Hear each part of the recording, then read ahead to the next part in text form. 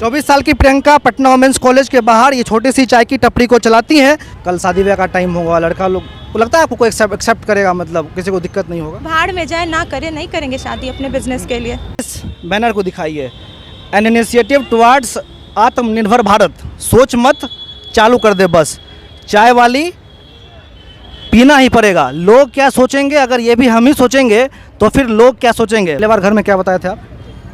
कि जा रहे पटना बैंक की तैयारी करने। अच्छा। सीधे सीधे बोल देते कि चाय का ठेला सड़क पे लगाना है तो कोई नहीं मानता, तो झूठ ही बोल दिया। क्या जाता है झूठ बोलने में।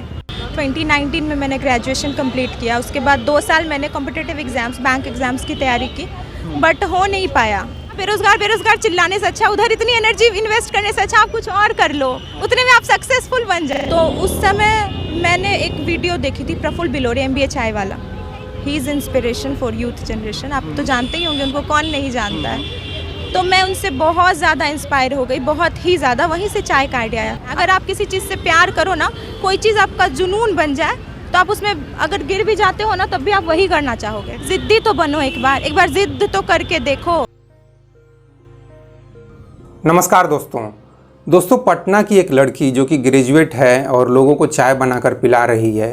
अभी उनका वीडियो काफ़ी यूट्यूब पे वायरल हो रहा है। वो वीडियो मेरे सामने भी आया और उनके विचारों से, उस लड़की के विचारों से मैं काफ़ी प्रभावित हुआ। वो लड़की जिस तरह से कहती है कि मेरे अंदर काफ़ी जिद है, मैं काफ़ी जिद्दी हूँ, और सचमुच उस जिद के वजह से ही वो लड़की इस तरह का कदम उठाई कि जनरली लड़कियां अपने को सेफ साइड में रखना चाहती हैं, वो कुछ ज़्यादा क्रांतिकारी कदम नहीं उठाती हैं। ये सब इस तरह के काम, चाय समोसे बेचना, इस तरह के काम तो आप जैसा कि जानते हैं कि कोई लड़का ही इस तरह का कदम उठाता है, क्योंकि उसके सामने पैसा कमाने की मजबूरी होती है, तो उसके सामने कोई उपाय नहीं दिखता है, तो वो इस तरह के कुछ धंधे खोल देता है। लेकिन एक लड़की इस तरह का कदम उठाई है तो सचमुच ये काबिले तारीफ़ है। तो दोस्तों, उस लड़की के विचारों को सुनकर मेरे अंदर भी एक इच्छा पैदा हुई कि मैं अपने जो संघर्ष के दिनों की यादें हैं वो कुछ ताज़ा हो गई, और उसको मैं सोचा कि थोड़ा सा शेयर करता हूँ। दोस्तों, मैं भी 1994 और 98 के बीच में काफ़ी स्ट्रगल किया था। उस समय कुछ ऐसी स्थिति थी कि IIT में फेलियर होने के बाद घर वालों ने एक तरह से पैसे देने से हाथ खड़े कर दिए। इवन मेरे पिताजी ने भी हाथ खड़े कर दिए। वो क्लियर बोल दिए कि मुझे नहीं मालूम तुम क्या करोगे। और फिर उसके बाद मैं जमशेदपुर में आके ट्यूशन पढ़ाना शुरू किया। कभी कभी मैं कुछ दिन बिष्टुपुर में जाके अपने दोस्त शंकर के साथ गाड़ी का जो पार्किंग होता है वो भी काटा हूँ, और शेयर बॉन्ड के जो पेपर उस समय होते थे या क्या कंपनी के, उस तरह के पेपर भी मैं 1-2 दिन जाके बिष्टुपुर में मार्केट में बेचा हूँ, जो कि शंकर बताएगा कि हाँ ये जो कुछ बोल रहे हो सही है। तो कहने का मतलब दोस्तों कि जिद तो थोड़ा सा होना चाहिए। जैसे कि ये लड़की जिस तरह से बात कर रही है, लड़का तो जिद्दी होता है, लड़की भी जिद्दी होती है, लेकिन वो उसका जिद्दीपन वो नटखट में आ जाता है। लड़की के जिद को आदमी वैल्यू नहीं देता है। लेकिन जिस तरह से लड़की बात कर रही है, पटना की जो चाय वाली, वो सचमुच काबिले तारीफ़ है। उसके अंदर जिस तरह का आत्मविश्वास है, भले ही वो लाइफ में कितना ऊंचा मकाम हासिल करती है मुझे नहीं मालूम, लेकिन जिस तरह के उसके अंदर आत्मविश्वास है वो निश्चित रूप से काबिले तारीफ़ है। और उस लड़की से देश की और दुनिया की हर एक लड़की को सीखना चाहिए। दूसरे विदेशों में तो लड़कियां भी काफ़ी आगे हैं, काफ़ी आत्मनिर्भर हैं, काफ़ी आत्मविश्वास से भरी हुई हैं, लेकिन हमारे देश की लड़कियों में इस चीज़ की बहुत ही कमी देखा जाता है। वो जनरली शादी से पहले माँ बाप के ऊपर निर्भर होती हैं और शादी के बाद हस्बैंड पे निर्भर होती है। मैं अपने क्लोज रिलेशन में भी इस तरह की लड़कियों को देख रहा हूँ, चाहे वो मेरी बहन हो, चाहे मेरी वाइफ हो। मैं इनकी मानसिकता को देख रहा हूँ। ये इनकी मानसिकता कुछ ऐसी ही है कि शादी से पहले माँ बाप के ऊपर निर्भर रहना है, और शादी के बाद पेरेंट्स के ऊपर, हस्बैंड के ऊपर निर्भर रहना। मतलब इनकी निर्भरता हमेशा दूसरे के ऊपर रह रही है, जो कि बिल्कुल ही गलत है। इस तरह की निर्भरता को हर एक लड़की को छोड़ना है। मैं ये नहीं कहता हूँ कि आप चाय ही बेचो, लिट्टी चोखा ही बेचो, या समोसा जलेबी ही बेचो, कुछ भी। मतलब आप पैसे कमाने के लिए क्या कर सकती हो या क्या कर सकते हो आपको सोचना है। जैसे कि मैंने बताया कि मैं ट्यूशन पढ़ाता था, पैसे उतने इंतजाम नहीं कर पा, जैसे कि महीने में कुछ 1000-1500 रुपये की ज़रूरत होती है। आपको रूम रेंट देना है, फॉर्म भरने हैं, कहीं एग्ज़ाम देने के लिए जाना है, वहाँ भी खर्चे होंगे। तो ये सब खर्चे निकालने के लिए उस समय भी 1000 रुपये की ज़रूरत पड़ती थी। तो मैं अपनी बातें बता रहा हूँ। मैं अपनी बात इसलिए भी बता रहा हूँ दोस्तों कि ताकि आपको ये मालूम चले कि मैं सिर्फ भाषण नहीं दे रहा हूँ, मैं बल्कि उस दौर से, उस स्ट्रगल से, उस संघर्ष से मैं भी गुजरा हूँ और तब उस संघर्ष को मैं आपके सामने रख रहा हूँ। ऐसा नहीं है कि मैं कोई मिडिल क्लास का हूँ और मुझे सब कुछ, जैसे मेरे बेटे को लगभग सब कुछ आसानी से मिला, वो अच्छे स्कूल में पढ़ा और मतलब सब कुछ, उसको कभी भी टिकट यात्रा करने की कभी ज़रूरत ही नहीं पड़ी। और जबकि मैं कम से कम 4 साल तक मोस्ट ऑफ जो जर्नी है बेटिकट किया हूँ ट्रेन में। तो कहने का मतलब मेरे बेटे को कुछ भी स्ट्रगल नहीं करना पड़ा, उसके सब कुछ मैं इंतज़ाम करके देता था, चाहे किताब कॉपी, कहीं जाना हो, एडवांस का एग्ज़ाम उसको ज़रूरत पड़ा फ़्लाइट में जाने का, तो हम यहाँ से तिरुपति गए, तो उसको तो सब कुछ मतलब कुछ भी स्ट्रगल नहीं हो, कुछ भी बोलता था कि मुझे ये चाहिए, मिल रहा है। हाँ, थोड़ा बहुत तो विचार विमर्श होता है कि बेटा ऐसे कर लेते हैं, वैसे कर लेते, वो सब अलग बात है, लेकिन उसको स्ट्रगल कहाँ देखने को मिला? नहीं मिला। जिस तरह से ये लड़की स्ट्रगल कर रही है और लड़की बोल रही है कि मेरे माँ पिताजी इतने सक्षम हैं कि मैं चाहूँ तो इस चीज़ को छोड़ सकती हूँ, लेकिन मेरे अंदर जिद है, मेरे अंदर एक स्वाभिमान है, मेरे अंदर एक आत्मविश्वास है कि मैं कुछ करूँगी, और ये चीज़ सबसे ज़्यादा ज़रूरी है। ये चीज़ अगर आपके अंदर नहीं है तो फिर आप लाइफ में कुछ भी खास नहीं कर पाओगे। और निश्चित रूप से दोस्तों जब आप स्ट्रगल कर रहे हैं, जब आप सफल नहीं हुए हैं, उस समय आपके अगल बगल के लोग आपका मजाक उड़ाएंगे, आपके रिश्ते नाते मजाक उड़ाएंगे, लेकिन वही लोग बाद में आपको वैल्यू देंगे। जो लोग मुझसे बोलते थे कि यार अब तुम कब शादी करोगे, मतलब 20-22 साल के एज में ही शादी के लिए परेशान, मतलब अभी बूढ़े होने लगे, 20 साल में ही हम बूढ़े हो रहे थे आज से 30 साल पहले। लेकिन वही आदमी जो उस समय इस तरह से मजाक उड़ा रहा था, टॉन्ट कस रहा था, वही आदमी बाद में बोलता है कि अभय हमारे लिए कुछ नौकरी वोकरी होए तो इंतज़ाम कर देना, देखो कहीं कुछ है तो प्राइवेट जॉब ही सही, कुछ भी कमाने। सोचो किस तरह से आदमी अपना रंग रूप किस तरह से बदल लेता है, कि जो आदमी कल तक आपका मजाक उड़ा रहा था, वही आदमी आपसे अब रिक्वेस्ट कर रहा है, आपसे कुछ उम्मीद कर रहा है कि उसके लिए कुछ कर दो। और मुझे सचमुच बहुत अफसोस होता है इस तरह के बेरोज़गार लोगों को, चाहे गांव में हो चाहे शहर में हो, कहीं भी बेरोज़गार लोगों को मैं देखता हूं तो निश्चित रूप से मुझे वो दिन, अपने दिन याद आते हैं कि यार मैं भी इस तरह का स्ट्रगल कर रहा था। और ये लोग स्ट्रगल नहीं करते हैं, ये बात सच है।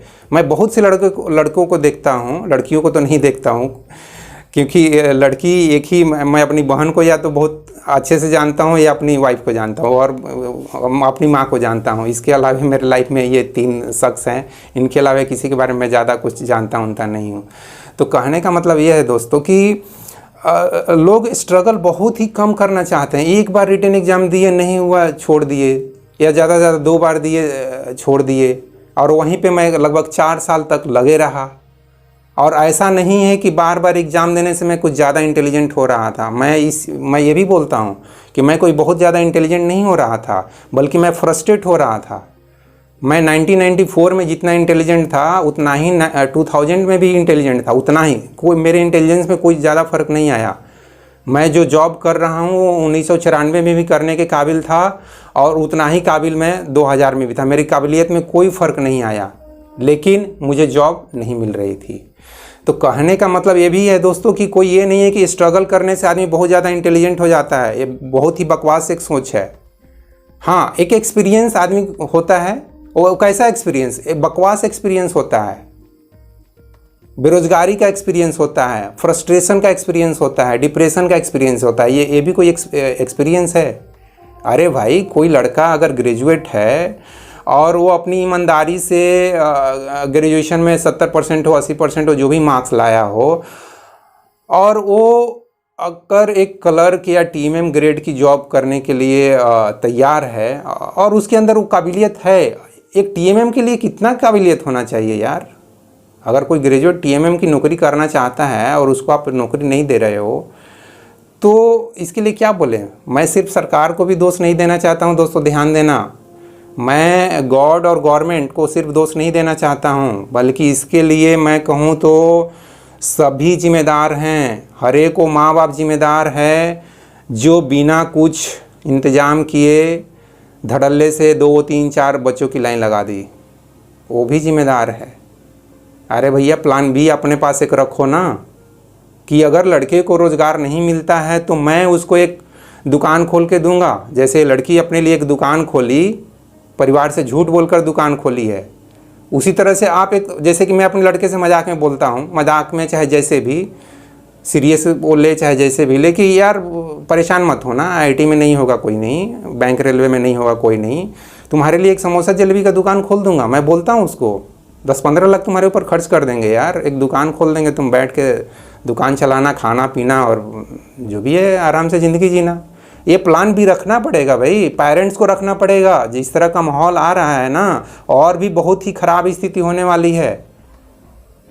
आज से 10 साल 20 साल बाद या 50 साल बाद बहुत ही बुरी स्थिति होने वाली है। ये देश के जितने भी 100 करोड़ आम आदमी हैं ना, उनसे मैं ये कहना चाहता हूँ, बेरोजगारी तो इतनी भयंकर बढ़ेगी कि आप अनुमान नहीं लगा सकते हो। कंप्यूटर ने इतने ज़्यादा बेरोजगार पैदा किए ना, अभी जब रोबोट बनेंगे ना तब आपकी दिमाग ख़राब हो जाएगा। तब एक जो आप सोचते हो ना कि हम झाड़ू पोछा लगाएंगे, हम ये सब काम करेंगे ना, ग्रुप डी वाला भी काम नहीं मिलेगा, वो झाड़ू पोछा करने के लिए रोबोट करेंगे। तब आपको दिमाग में आएगा कि नहीं यार, ये हाथ पैर वाला सिर्फ सोचने से काम नहीं चलेगा। ये आप जो सोचते हो ना कि भगवान हमको हाथ पैर दिया है, पेट दिया है तो हाथ पैर भी दिया है, ये जो गधे वाली जो सोच है ना, उस सोच को ख़त्म करो। भगवान सिर्फ हाथ पैर नहीं दिया, ये भी दिया है, इसको भी यूज करो कि कैसे हम ये लोग पैसे कमा रहे हैं, बिजनेसमैन कैसे पैसे कमा रहे हैं, अमीर लोग कैसे पैसे कमा रहे हैं। तुम भी आप दिमाग लगाओ कि कैसे पैसे कमाना है हमको भी। यहाँ से दिमाग चलता है, चाहे वो शेयर मार्केट का हो, चाहे यूट्यूब पर वीडियो बनाने का हो, चाहे एक्टिंग करने का हो, चाहे डांस करने का, चाहे कुछ भी, वहाँ दिमाग लगाना है भाई।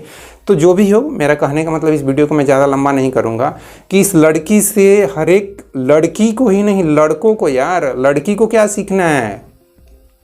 लड़कियां सीखेगी तो बहुत अच्छी बात है, लेकिन लड़कों को सीखने की ज़रूरत है कि ज़रूरत पड़ता है तो चाय बेचो, ज़रूरत पड़ता है तो लिट्टी चोखा भंटा जो भी बेचना है बेचो, ज़रूरत पड़ता है तो कार की पार्किंग या गाड़ी का पार्किंग वहाँ काटो, 1-1 रुपया कमाओ।